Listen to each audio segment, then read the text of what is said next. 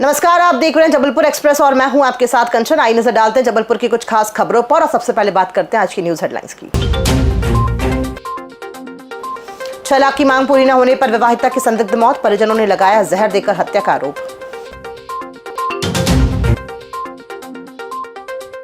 खाद्य विभाग की बड़ी कार्यवाही, 32 दुकानों से सैंपल लिए।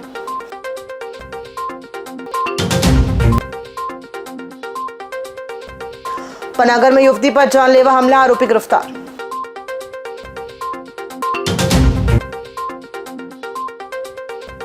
निःशुल्क बाल हृदय रोग शिविर आयोजित।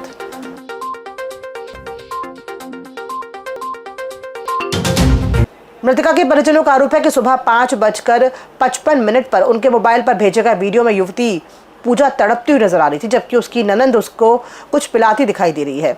परिजनों के अनुसार थोड़ी देर बाद फोन कर उन्हें भोपाल रुपए लेकर आने के लिए कहा गया। बाद में सुबह 9:22 पर सूचना दी गई कि पूजा की सांस रुक गई है और उसे जबलपुर लाया जा रहा है। मेडिकल कॉलेज में पोस्टमार्टम कराया गया। परिवार ने आरोप लगाया कि 6 लाख रुपए की मांग पूरी न होने पर पति निखिल साहू और उसके परिजनों ने सुनियोजित साजिश के तहत जहर देकर हत्या की है।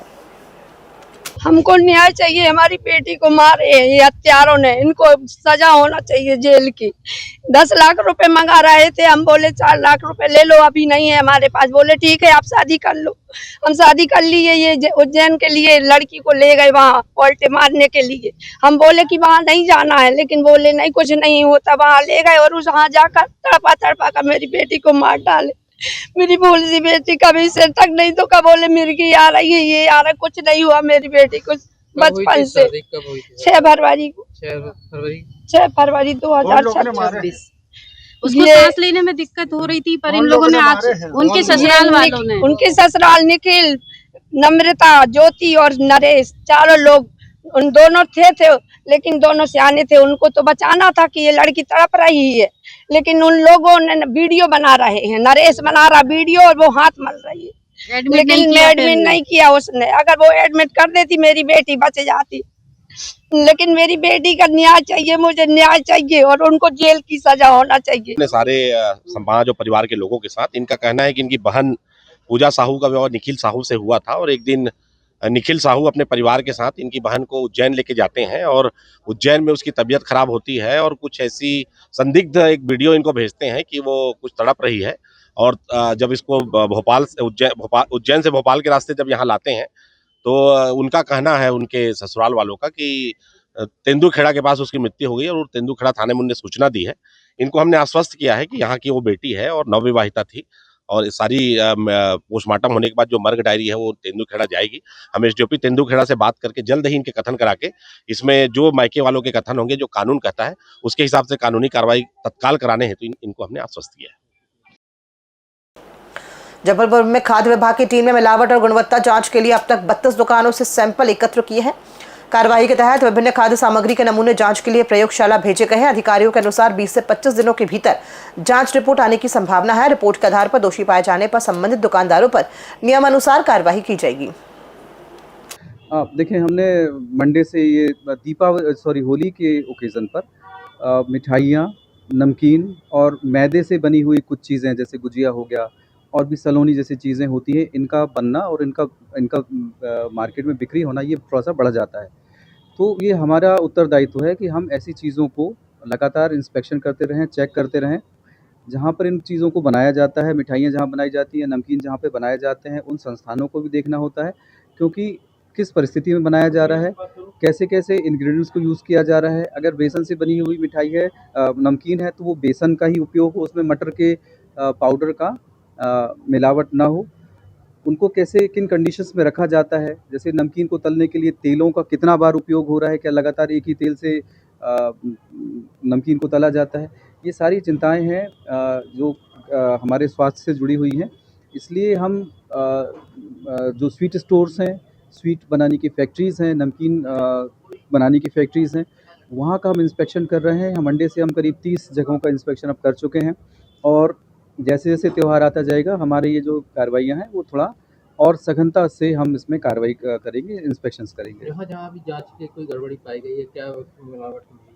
अभी देखिए, हम सैंपल्स ड्रॉ करते हैं। सैंपल्स ड्रॉ करने के बाद जब लैब ये बताता है कि किसी में मिलावट है, तब हम इसको दावे से कह सकते हैं कि कोई मिलावट है। इस समय ये जो हमारा होता है एक तरह से एविडेंस कलेक्शन करने का होता है, साथ साथ व्यवस्थाओं में सुधार करने का होता है। मिठाइयों को रखने में या किसी और भी चीज़ों को बनाकर रखने में अगर उसको नहीं ढका गया है, उसमें फ्लाइज़ के पड़ने का, मक्खियों के गिरने का डर होता है, तो हमें लोगों को ये हम लगातार बता रहे हैं कि आप उसको ढक कर रखें, बर्तन से ढक कर रखें, और बर्तन से भी नहीं हम ढक पा रहे हैं तो कपड़े से कम ढकें, साफ़ सुथरा कपड़ा लेना, और उससे भी हम उससे भी चीज़ों को ढका जा सकता है। ये कितने दिन पे जांच जाती है?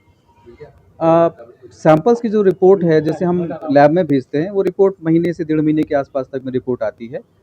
ये इस तरह की फ्रीक्वेंसी अभी है। पिछले त्योहार में दिवाली में जो कार्रवाई की गई अभी तक क्या पाया गया है, किन पर कार्रवाई हुई? हाँ, दीपावली के समय की में जो हमने सैंपल्स लिए थे, उसमें से 5 सैंपल्स हमें फेल मिले हैं, जिसमें अलग-अलग तरह की मिलावट है। तो हम उन सभी खाद्य कारोबारकर्ताओं पर हमने नोटिस इशू कर दिया है और हम बहुत जल्दी उसमें केस लगाने वाले हैं। त्योहारों को देखते हुए खाद्य विभाग सक्रिय हो जाता है, लगातार क्यों नहीं कार्रवाई होती है ऐसे? नहीं, असल में लगातार कार्रवाई होती है। हमारे जो टारगेट्स हैं, वो साल भर के और हर महीने के लिए टारगेट है। हर एक खाद्य सुरक्षा अधिकारी को 25 सैंपल हर महीने लेना है, तो हर महीने वो सैंपल तो लेते ही हैं। विजिबिलिटी की जहाँ तक बात है और सघनता की बात है कि त्योहारों में सघनता बढ़ती है, इसमें कोई इसमें हम विवाद में नहीं पड़ेंगे। विजिबिलिटी बढ़ती है, सभी जैसे मीडिया की तरफ से क्वेरीज जो आती हैं, क्वेश्चंस जो ज़्यादा आते हैं, वो त्योहारों के समय ज़्यादा आते हैं कि आप लोग इस समय क्या कार्रवाई कर रहे हैं।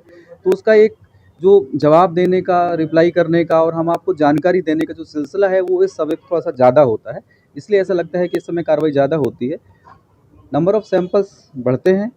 जब किसी चीज़ की डिमांड बढ़ेगी, उसकी सप्लाई बढ़ेगी, तो उस पे चेक करना, ये इसका सिलसिला भी हम शुरू करेंगे और उसको हम बढ़ाएंगे, और वो जो शासन निर्देश है उसके हिसाब से ये हम सारे काम करते हैं। पनागा थाना क्षेत्र के कंदराखेड़ा में एक सिरफिरे युवक ने युवती पर चाकू, डंडे और पत्थर से जानलेवा हमला कर दिया। आरोपी सूर्य ठाकुर युवती को पिछले कुछ दिनों से परेशान कर रहा था। मना करने पर उसने वारदात को अंजाम दिया। बीच बचाव करने आए एक युवक को भी चाकू लगने से चोट आई है। पुलिस ने तत्परता दिखाते हुए आरोपी को गिरफ्तार कर विभिन्न धाराओं में मामला दर्ज कर लिया है। आज दिनांक 27/2/26 को गाथिया प्रीति कोल निवासी कंदराखेड़ा की थाना उपस्थित आई, जिसने बताया कि गांव का ही रहने वाला सूर्य ठाकुर, जो कि उसको पिछले कुछ दिनों से परेशान करता था आते जाते समय। उसके बाद आज उसने बात करने से मना किया, तो आज दिनांक को जब वो शौच के लिए गई थी सुबह करीब 7:30 बजे, तो वो सूर्य ठाकुर आया और गाली गलौज करता हुआ आया और पीछे से उसके हाथ में चाकू था और डंडे से पीड़िता के हाथ व सर में पत्थर से मारपीट किया है, जिससे पीड़िता को प्राथमिक उपचार हेतु शासकीय अस्पताल पनागर लेके गया है और आसपास मोहल्लों के लोगों की मदद से आरोपी को भी गिरफ्तार किया गया और थाना उपस्थित लाया गया है। मैडम, उसमें जानकारी आ रही है कि युवती ने इसके पहले भी थाने में शिकायत की थी, तो क्या इसमें क्या सच्चाई है? पीड़िता थाने आई थी, उन्होंने आवेदन दिया था। उसके बाद पुलिस गई थी, पुलिस आरोपी को पकड़ने गई थी, लेकिन वो घर में उपस्थित नहीं था, तो आवेदन पर से जांच हो रही थी उसकी और आज आरोपी को पकड़कर FIR की गई है। मैडम, उसमें ये भी जानकारी कि उसके 2 लोगों पे चाकू से हमला करा है, कि उसको शायद भाई को भी चोटें आई है। वो भाई नहीं है, विशाल कोल करके है, वो पीड़िता के मोहल्ले में ही रहता है। जब उसने बीच बचाव किया तो उसके हाथ में चाकू लग गया। जबलपुर के मालगोदाम चौक स्थित स्वास्थ्य विभाग परिसर में निःशुल्क स्वास्थ्य शिविर का आयोजन किया गया। शिविर में विशेष रूप से बाल हृदय रोग जांच और परामर्श की सुविधा उपलब्ध कराई गई। विशेषज्ञ डॉक्टरों की टीम ने बच्चों की जांच कर आवश्यक उपचार संबंधी सलाह दी। शिविर का उद्देश्य जरूरतमंद परिवारों को निःशुल्क स्वास्थ्य सेवाएं उपलब्ध कराना रहा। मुंबई के SRCC नारायणा चिल्ड्रंस हॉस्पिटल से आया हूँ यहाँ पे जबलपुर में। मैं बच्चों के हार्ट का स्पेशलिस्ट हूँ, पीडियाट्रिक कार्डियोलॉजिस्ट, और यहाँ पे आज जो कैंप लगी है, यहाँ पे हम नए पेशेंट भी देख रहे हैं जिनको दिल की बीमारी है, और कुछ ऐसे भी पेशेंट हैं जिनका हमारे हॉस्पिटल में इलाज हो चुका है और वो यहाँ फॉलोअप के लिए आए। तो हम 2 किस्म के सर्जरीज करते हैं SRCC में। एक है मिनिमली इन्वेसिव, जो कि हम बिना कुछ छाती काट के दूरबीन के द्वारा करते हैं, जैसे कि डिवाइस के अंदर स्टेंटिंग, ऐसे जो ऑपरेशंस हैं। और दूसरा है जो रेगुलर ओपन हार्ट सर्जरी है। तो दोनों किस्म की सर्जरीज का बहुत ही अच्छा रिजल्ट होता है हमारे हॉस्पिटल में, और हम आशा करते हैं कि जिनका आज डायग्नोसिस हो रहा है वो जल्द से जल्द हमारे हॉस्पिटल इलाज के लिए आएंगे। सकल हिंदू समाज जबलपुर द्वारा सिहोरा मंदिर में हुई तोड़फोड़ और हिंदुओं पर हुए हमले के विरोध में मुख्यमंत्री को ज्ञापन सौंपा गया। ज्ञापन में आरती के समय मंदिर में घुसकर मूर्ति खंडित करने और हमला करने वालों पर कड़ी कार्रवाई की मांग की गई है।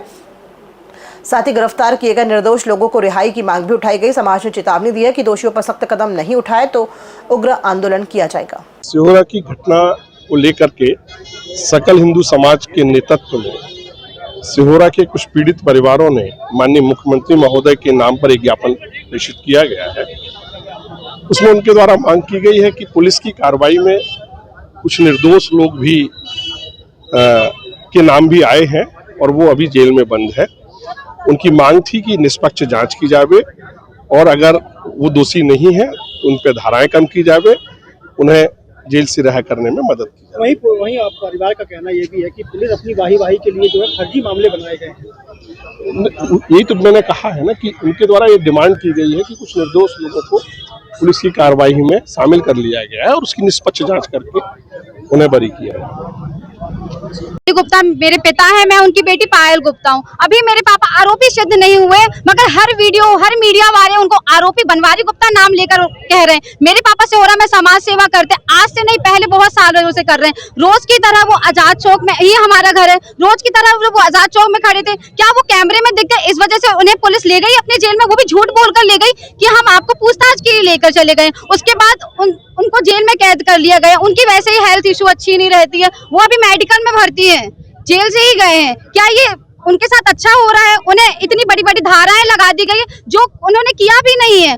जिन्होंने आग लगाई, आप उनका बॉडी शेप देखिए, मेरे पापा का बॉडी शेप देखिए, वो कुर्ता पजामा पहनते हैं। वो लड़के हैं जिन्होंने आग लगाई, आप उन पे करिए ना जो करना है। मेरे पापा पे जो बड़ी बड़ी धाराएं लगाई गई। ग्राम जटवा में बिजली बिल बकाया होने पर विद्युत मंडल ने सख्त कदम उठाए। लगभग 50 उपभोक्ताओं की बिजली लाइन काटी गई और 4 मोटरसाइकिल और एक टुल्लू पंप जब्त किया गया। करीब 9,70,000 रुपए बकाया बताए गए। कार्यवाही के बाद 12 लोगों ने मौके पर बिल जमा किया। विभाग ने चेतावनी दी है कि समय पर बिल न चुकाने वालों पर आगे भी ऐसी कार्रवाई जारी रहेगी।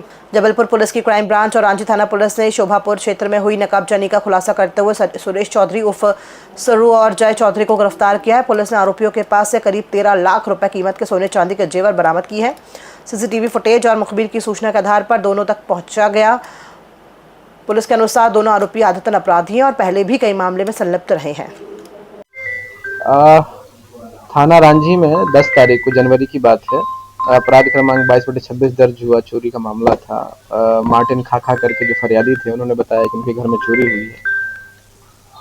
चोरी की जगह पर पुलिस टीम तत्काल रांझी पुलिस पहुंची वहां पर। उसने फिंगरप्रिंट वगैरह लिए और तस्दीक की वहां पे जाके। तो उन्होंने बताया कि सोना और चांदी कुल मिला के 10-12 लाख की चोरी हुई है उसमें।